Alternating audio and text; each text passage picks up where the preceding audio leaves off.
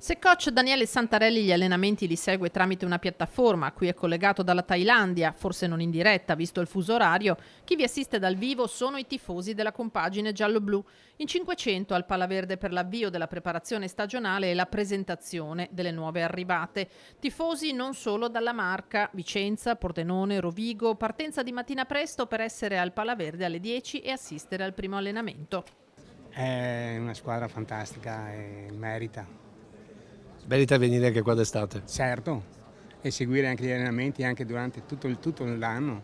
Curiosità per vedere com'è, oltre, diciamo, dentro le quinte, perché sì, le partite sono una cosa, ma respirare un po' di moco. La scorsa stagione sono state 111.000 le presenze sugli spalti al Palaverde e anche in un martedì mattina d'agosto il popolo dei fedelissimi delle Pantere riempie la tribuna. In campo la nuova Imoco 2025-2026 che inizia la preparazione con l'aiuto delle giocatrici delle giovanili.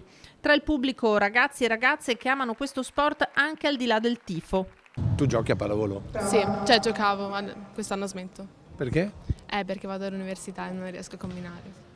Però c'è un po' di tristezza quando si molla uno sport come questo. Sì, perché comunque lo praticavo da 6 anni e quindi non tornare ad allenarmi sarà un po' strano, ecco. Spero che ci vediamo, immagino tutti, in Piazza Civa con gli stessi timoni e lo stesso sorriso che l'anno scorso, quindi significa che vinceremo qualcosa. Ciao! Allenamenti che proseguiranno tutta la settimana, salvo venerdì, sempre a porte aperte alle 10 al Palaverde.